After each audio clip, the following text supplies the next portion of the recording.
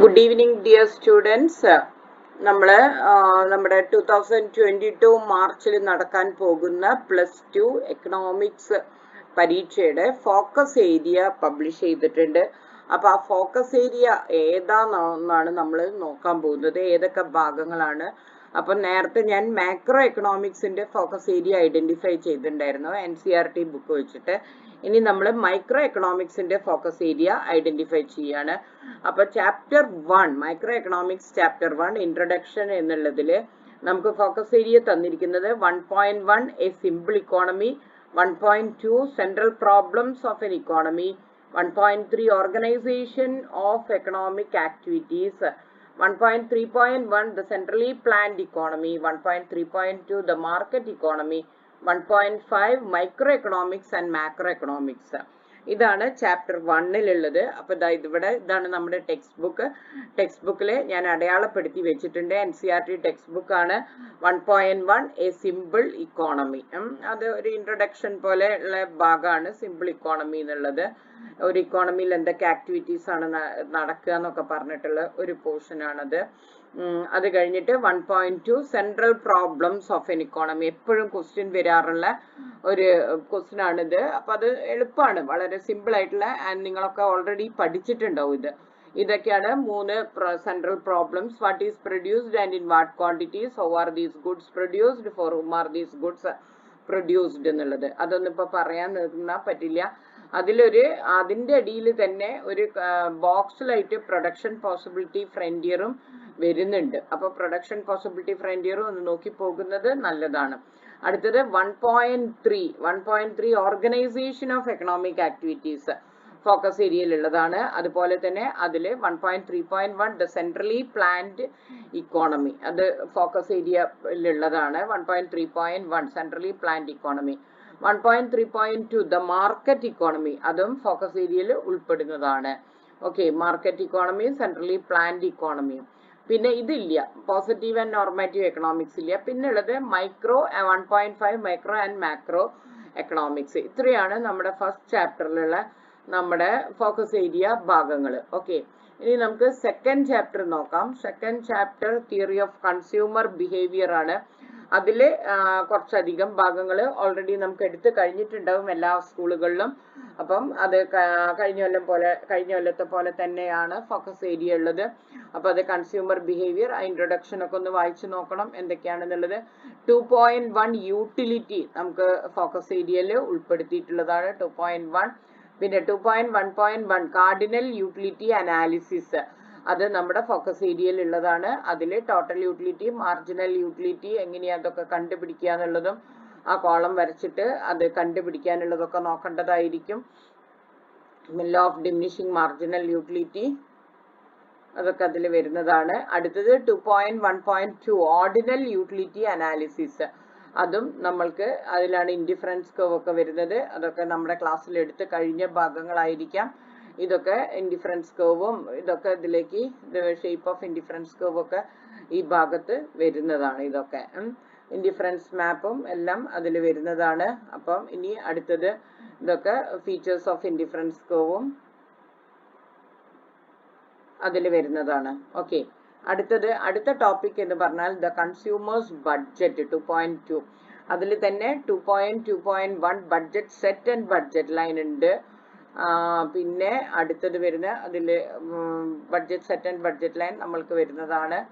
അടുത്തത് 2.2.2 ഇല്ല. 2.2.2 changes in the budget set നമുക്കതിൽ ഇല്ല, അത് ഇല്ലാത്തതാണ്. അടുത്തത് ഏതാണുള്ളത്? ഇത് ഉള്ളതാണ് 2.3. അതൊരു ഇമ്പോർട്ടൻറ്റ് ക്വസ്റ്റ്യനുമാണ്. Optimal choice of the consumer, ഒരു 5 മാർക്സ് 6 മാർക്സ് ക്വസ്റ്റ്യൻ ആണ്. എല്ലാവരോടും ടീച്ചേഴ്സ് പറഞ്ഞു തന്നിട്ടുണ്ടാവും. ഈ ഡയഗ്രാം ഇമ്പോർട്ടൻ്റ് ആണ്. പിന്നെ 2.4 ഡിമാൻഡ്, നമ്മൾക്ക് വളരെ ഇമ്പോർട്ടൻ്റ് ആയിട്ടുള്ള ഒരു ടോപ്പിക്കാണ്. 2.4 ഫോക്കസ് ഏരിയയിലുള്ളതാണ്. 2.4.1 demand curve and the law of demand, അതും ഫോക്കസ് ഏരിയയിൽ ഉള്ളതാണ്. Demand curve and the law of demand focus ഏരിയയിൽ ഉള്ളതാണ്. അടുത്തത്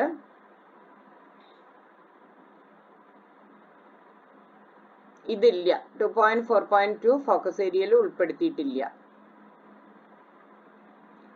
2.4.3 normal and inferior goods focus ഏരിയയിൽ ഉള്ളതാണ് കേട്ടോ, ഫോക്കസ് ഏരിയയിലുള്ള ഭാഗമാണ്. അടുത്ത 2.4.4 സബ്സ്റ്റിറ്റ്യൂട്ട്സ് ആൻഡ് കോംപ്ലിമെന്റ്സ്, അതും ഫോക്കസ് ഏരിയയിൽ ഉള്ള ഭാഗമാണ്.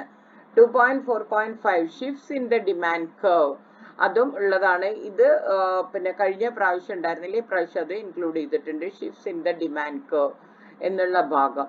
പിന്നെ 2.4.6 movements along the demand curve, ഇതും പിന്നെ നമ്മുടെ ഫോക്കസ് ഏരിയയിലുള്ളതാണ്. അടുത്ത 2.5 മാർക്കറ്റ് ഡിമാൻഡ്, ഇതും ഫോക്കസ് ഏരിയയിൽ ഉള്ളതാണ്. 2.5 ഇത്രയാണ് നമുക്ക് ഫോക്കസ് ഏരിയയിൽ ഈ ചാപ്റ്ററിന്. ഇലാസ്റ്റിസിറ്റി ഓഫ് ഡിമാൻഡ് ഇല്ല, 2.6 ഫോക്കസ് ഏരിയയിൽ ഉൾപ്പെടുത്തിയിട്ടില്ല. അപ്പൊ ഇത്രയും ഭാഗങ്ങളാണ് നമ്മുടെ സെക്കൻഡ് ചാപ്റ്ററിന് ഫോക്കസ് ഏരിയയിൽ വരുന്നത്. ഇനി അടുത്തത് നമ്മൾ പിന്നെ തേർഡ് ചാപ്റ്റർ നോക്കുകയാണ്. Third chapter production and cost എന്ന് പറഞ്ഞിട്ടുള്ള ചാപ്റ്റർ. ആ പ്രൊഡക്ഷൻ ആൻഡ് കോസ്റ്റിൽ ഏതൊക്കെയാണ് ഫോക്കസ് ഏരിയയിൽ വരുന്നതെന്ന് നോക്കാം. തേർഡ് ചാപ്റ്റർ ആണ് micro economics, third chapter. Introduction വായിച്ചു നോക്കണം. പിന്നെ production function 3.1 production function focus ഏരിയയിൽ ഉൾപ്പെടുത്തിയിട്ടുള്ളതാണ്. ഇപ്രാവശ്യം ഫോക്കസ് ഏരിയ നന്നായിട്ട് നോക്കണം, ഒരു ഭാഗം പോലും വിടാതെ നമ്മൾ നോക്കിയിട്ടുണ്ടാവണം. 3.2 the short run and the long run focus ഏരിയയിൽ ഉൾപ്പെടുത്തുന്നതാണ്. പിന്നെ അടുത്തത് 3.3 total product, average product and marginal product, അതും ഫോക്കസ് ഏരിയയിൽ ഉള്ളതാണ്. 3.3 അടുത്തത് 3.3 ഇത് total product, average product and marginal product, അത് മൂന്നും എന്താണെന്ന് നമ്മൾ പഠിക്കണം. ഓക്കെ, ഇനിയുള്ളത് 3.4 the law of diminishing marginal product and the law of variable proportion, ഇത് നമ്മൾക്ക് ഒരു ഇമ്പോർട്ടൻറ്റ് ലോ ആണ്, ഫോക്കസ് ഏരിയയിൽ ഉൾപ്പെടുത്തിയിരിക്കുന്നതാണ് 3.4. അപ്പൊ അതും നമ്മൾ പഠിക്കണം. 3.4 ഇമ്പോർട്ടൻ്റ് ആയിട്ടുള്ള ലോ ആണ്. 3.5 ഇല്ല, 3.6ഉം ഇല്ല. ഇനിയുള്ളത് 3.7 ആണ്. അതൊരു 8 മാർക്സ് ക്വസ്റ്റ്യൻ നമുക്ക് കണക്കാക്കിയിട്ട് വരുന്നതാണ്. ഈ 3.7 കോസ്റ്റും അതിൽ 3.7.1 ഷോർട്ട് റൺ കോസ്റ്റും നമുക്കുള്ളതാണ്. അതൊരു 8 മാർക്കിന്റെ ചോദ്യം നമുക്ക് ഈ ഭാഗത്തുനിന്ന് വരുന്നതാണ്. ഓക്കെ, അപ്പം ഇതാണ് നമ്മുടെ 8 മാർക്കിന്റെ ചോദ്യത്തിന് ഈ ടേബിൾ വെച്ചിട്ടുള്ള ക്വസ്റ്റ്യൻസ് ആണ്. അതൊക്കെ നിങ്ങൾക്ക് ക്ലാസ്സിൽ ടീച്ചേഴ്സ് പറഞ്ഞു തരും. അപ്പൊ ഇത് നമുക്ക് ഇത്രയും ഭാഗങ്ങളാണ്. 3.7.1 ഷോർട്ട് റൺ കോസ്റ്റ് വരെയാണ് നമുക്ക്, അതും കൂടി ഇൻക്ലൂഡഡ് ആണ് നമ്മളുടെ ഫോക്കസ് ഏരിയയിൽ. പിന്നെ അടുത്തത് ഇനി നമ്മൾ അടുത്ത ചാപ്റ്റർ ആണ് നോക്കുന്നത്. അടുത്ത ചാപ്റ്റർ ഏതാണ്? 4. ഇതാണ് next chapter, 4th chapter. The theory of micro എക്കണോമിക്സിലെ 4th ചാപ്റ്റർ ആണ്. The theory of the firm under perfect competition എന്നുള്ളതാണ് ചാപ്റ്റർ. അതിൽ 4.1 നമുക്ക് പരീക്ഷയ്ക്ക് ഉള്ളതാണ്. 4.1 perfect competition and perfect competition defining features, അതുള്ളതാണ്. പിന്നെ 4. ഈ ചാപ്റ്ററിൽ കുറച്ചധികം ഇൻക്ലൂഡ് ചെയ്തിട്ടുണ്ട് പ്രാവശ്യം 4th ചാപ്റ്ററിൽ. 4.2 റവന്യൂ നമുക്കുള്ളതാണ്. 4.2 റവന്യൂ എന്നുള്ള ഈ ഭാഗം, എല്ലാ ടൈപ്പ് റവന്യൂവിനെയും കുറിച്ചിട്ടുള്ള ഭാഗം നമുക്ക് ഉള്ളതാണ്. 4.3 പ്രോഫിറ്റ് മാക്സിമൈസേഷൻ നമുക്കുണ്ട്, ഫോക്കസ് ഏരിയയിലുണ്ട്. 4.3.1 കണ്ടീഷൻ 1 ഉണ്ട്. 4.3.2 കണ്ടീഷൻ 2 നമ്മുടെ ഇതിലുണ്ട്. 4.3.3 കണ്ടീഷൻ 3യും നമുക്ക് ഫോക്കസ് ഏരിയയിൽ ഉൾപ്പെടുത്തിയിട്ടുണ്ട്. ഇനി 4.3.4 4.3.4 the profit maximization problem graphical representation, അതും നമ്മൾക്ക് നമ്മുടെ ഇതിൽ ഉൾപ്പെടുത്തിയിട്ടുണ്ട്, നമ്മുടെ എക്സാമിന് ഫോക്കസ് ഏരിയയിൽ ഉൾപ്പെടുത്തിയിട്ടുണ്ട്. പിന്നെ 4.4 supply curve of a firm ഉൾപ്പെടുത്തിയതാണ്. 4.4.1 ഷോർട്ട് റൺ സപ്ലൈ കർവ്, അതും ഉൾപ്പെടുത്തിയിട്ടുണ്ട്. അതും നമ്മളുടെ ഫോക്കസ് ഏരിയയിൽ ഉൾപ്പെടുത്തിയിട്ടുണ്ട്. പച്ചയോണ്ടാണ് അടയാളപ്പെടുത്തിയിരിക്കുന്നത്. 4.4.2 long run supply curve of a firm, അതും ഫോക്കസ് ഏരിയയിൽ ഉൾപ്പെടുത്തിയിരിക്കുന്നതാണ്. അപ്പോൾ ഇനി അടുത്തത് 4.4.3 ഷട്ട് ഡൗൺ പോയിന്റ്, അതും ഫോക്കസ് ഏരിയയിലുള്ളതാണ്. 4.4.4 the normal profit and break even point, ഇതും നമ്മളുടെ ഇതിൽ ഉൾപ്പെടുത്തിയിരിക്കുന്ന ഫോക്കസ് ഏരിയയിൽ ഉൾപ്പെടുത്തിയിരിക്കുന്നതാണ്. അത്രയും ഭാഗങ്ങളാണ്. ഇതൊന്നുമില്ല, 4.5 തൊട്ടിട്ട് നമുക്കില്ല. അപ്പം തേർഡ് ചാപ്റ്റർ നമ്മുടെ കഴിഞ്ഞിരിക്കുന്നു. തേർഡ് അല്ല, ഫോർത്ത് കഴിഞ്ഞു. ഇനി നമ്മൾ എടുക്കാനുള്ളത് ഫിഫ്ത്ത് ആണ്. ഫിഫ്ത്തിലെ മാർക്കറ്റ് ഇക്വിലിബ്രിയം എന്നുള്ള ചാപ്റ്ററിൽ ഇത് 5.1 equilibrium, excess demand, excess supply, ഈ ഭാഗം പരീക്ഷയ്ക്ക് ഉൾപ്പെടുത്തിയിട്ടുള്ളതാണ്. ഇക്വിലിബ്രിയം, എക്സസ് ഡിമാൻഡും എക്സസ് സപ്ലൈ എന്നുള്ള ഭാഗം. അത് കഴിഞ്ഞ് പിന്നുള്ളത് അതില് നമ്മുടെ 5.2 ഒരു പിന്നെ ആപ്ലിക്കേഷൻസ് ഉണ്ട് ഇതിന്റെ. അത് വളരെ ഇമ്പോർട്ടൻ്റ് ആണ് നമ്മുടെ എക്സാമിനേഷൻ പോയിന്റ് ഓഫ് വ്യൂല്. അതാണ് പിന്നെ ഇതില് വരുന്നത്. കുറെ ഏറ്റവും ലാസ്റ്റ് ആണത് വരുന്നത്. ഇതാ 5.2 ആപ്ലിക്കേഷൻസ്. അതില് 2 ആപ്ലിക്കേഷൻ, പ്രൈസ് സീലിംഗും പ്രൈസ് ഫ്ലോറും, അത് രണ്ടും നമ്മൾക്ക് പഠിക്കാനുള്ളതാണ്. അപ്പൊ ഇത്രയാണ് ഫിഫ്ത്ത് ചാപ്റ്ററിന് വരുന്നത്. ഇനി നമ്മൾ സിക്സ്ത് ചാപ്റ്റർ ഒന്ന് നോക്കാം. സിക്സ്ത് ചാപ്റ്റർ ലാസ്റ്റ് ചാപ്റ്റർ ആണ്. മൈക്രോ എക്കണോമിക്സിൽ മൈക്രോയിലും മാക്രോയിലും 6 ചാപ്റ്റർ വീതമാണ്.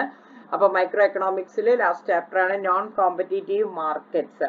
അതിൽ ആ നോൺ കോമ്പറ്റീറ്റീവ് മാർക്കറ്റ്സിൽ നമ്മൾക്ക് പിന്നെ കുറച്ച് പോർഷൻസ് ആഡ് ചെയ്തിട്ടുണ്ട്. Simple monopoly in the commodity market. പണ്ട് ഇത് മാത്രമേ ഉണ്ടായിരുന്നുള്ളൂ, പക്ഷെ ഇപ്രാവശ്യം കുറച്ചും കൂടി 60% ആക്കിയിട്ടുണ്ടല്ലോ. അപ്പൊ കുറച്ചും കൂടി ഇതിൽ കൂടിയിട്ടുണ്ട്. അപ്പൊ അത് നമ്മളുടെ ഈ simple monopoly in the commodity market എന്നുള്ളത് ഫോക്കസ് ഏരിയയിൽ ഉൾപ്പെടുത്തിയതാണ്. അത് കൂടാതെ നമ്മൾക്ക് 6.1.1 market demand curve is the average revenue curve എന്ന് പറഞ്ഞ ഈ ഭാഗം, മാർക്കറ്റ് ഡിമാൻഡ് കർവും ആവറേജ് റവന്യൂ കർവ്, ഈ ഭാഗം നമുക്ക് ഉൾപ്പെടുത്തിയിട്ടുണ്ട്. അതുപോലെ തന്നെ 6.1.2 total average and marginal revenues, total revenue, marginal revenue, average revenue, ഈ ഭാഗവും നമ്മൾക്ക് പരീക്ഷയിൽ ഉൾപ്പെടുത്തിയിട്ടുണ്ട്. Total average and marginal revenues. അപ്പം ഇത്രയും വരെയാണ് ഈ ചാപ്റ്ററിൽ, അതായത് സിക്സ്ത് ചാപ്റ്ററിൽ ഉൾപ്പെടുത്തിയിരിക്കുന്നത്. ഇതില്ല 6.1.3 അത് അവിടെ തൊട്ടിട്ട് ഇല്ല. അപ്പൊ ഇത്രയും ഭാഗങ്ങളാണ് നമുക്ക് ഫോക്കസ് ഏരിയയിലുള്ളത്. അപ്പൊ ഫോക്കസ് ഏരിയ ഏതാന്ന് ശരിക്കും ഐഡന്റിഫൈ ചെയ്തിട്ട് നമ്മൾ ഫോക്കസ് ഏരിയ മൊത്തമായിട്ട് നന്നായിട്ട് പഠിക്കണം. ഇപ്രാവശ്യം നമ്മൾ പറഞ്ഞു, കഴിഞ്ഞ പ്രാവശ്യം എങ്ങനെയാന്ന് വെച്ചാൽ ഡബിൾ, അതായത് 80 മാർക്സിന് 160 മാർക്കിന്റെ ക്വസ്റ്റ്യൻസ് നമുക്ക് വന്നിട്ടുണ്ടായിരുന്നു. ഇപ്രാവശ്യം 160 മാർക്കില്ല, 80 മാർക്സിന് വേണ്ടിയിട്ട് നമുക്ക് 120 മാർക്സ് ആണ് വരുന്നത്. അതിൽ തന്നെ ആ 120 മാർക്സിൽ തന്നെ 70% ആണ് പിന്നെ ഫോക്കസ് ഏരിയ എന്ന് വരിക. അപ്പൊ ഏകദേശം 84 മാർക്സ്, 85 മാർക്സിന്റെ ഒക്കെ ഫോക്കസ് ഏരിയ എന്ന് വരും. അപ്പൊ ഫുൾ മാർക്ക് കിട്ടണമെങ്കിൽ ഈ ഫോക്കസ് ഏരിയയുടെ എല്ലാ ഭാഗവും വളരെ ക്ലിയർ ആയിട്ട് പഠിക്കണം. അപ്പൊ എല്ലാവർക്കും ഓൾ ദ ബെസ്റ്റ്. നമ്മൾ ഇനി പലരും യൂട്യൂബിൽ ഇങ്ങനെ ചോദിച്ചിട്ടുണ്ട്, ടീച്ചർ ഇമ്പോർട്ടൻറ്റ് ക്വസ്റ്റ്യൻസ് ഒക്കെ ഇടൂലേ എന്ന് ചോദിച്ചിട്ടുണ്ട്. അപ്പം കഴിഞ്ഞ കൊല്ലം ഞാൻ ഇട്ടത് തന്നെ ഉണ്ട്. നിങ്ങൾ സബ്സ്ക്രൈബ് ചെയ്തിട്ടുണ്ടെങ്കിൽ, നിങ്ങൾക്ക് ബാക്കിലേക്ക് പോയിട്ടുണ്ടെങ്കിൽ കഴിഞ്ഞ കൊല്ലത്തത് ഇട്ടത് കാണാം. അതല്ല ഇപ്രാവശ്യം പുതിയതായിട്ട് ഞാൻ കുറച്ചും കൂടി സിംപ്ലിഫൈ ചെയ്തിട്ട് ഇടാൻ പറ്റുന്നതൊക്കെ ഞാൻ കുറച്ചും കൂടി കഴിഞ്ഞിട്ട്, ഇത്രയും കൂടി പരീക്ഷ എടുക്കുന്ന സമയത്ത് ഞാൻ ഇടുന്നതായിരിക്കും. അപ്പൊ എല്ലാവരും അത് ശ്രദ്ധിക്കണം, പഠിക്കണം, പഠിച്ച് നല്ല മാർക്ക് കിട്ടണം. നമ്മുടെ +1 എക്സാമിന് പിന്നെ ഇത് ഒരുപാട് പേർക്ക് നല്ല മാർക്ക് കിട്ടിയിട്ടുണ്ട് എന്ന് കുട്ടികൾ പറഞ്ഞിട്ടുണ്ട്. അപ്പൊ എല്ലാവരോടും താങ്ക്സ്. ഫ്രണ്ട്സിനോടൊക്കെ ഇത് കാണാനും ഷെയർ ചെയ്യാനും ഒക്കെ പറയാം. ഓക്കെ.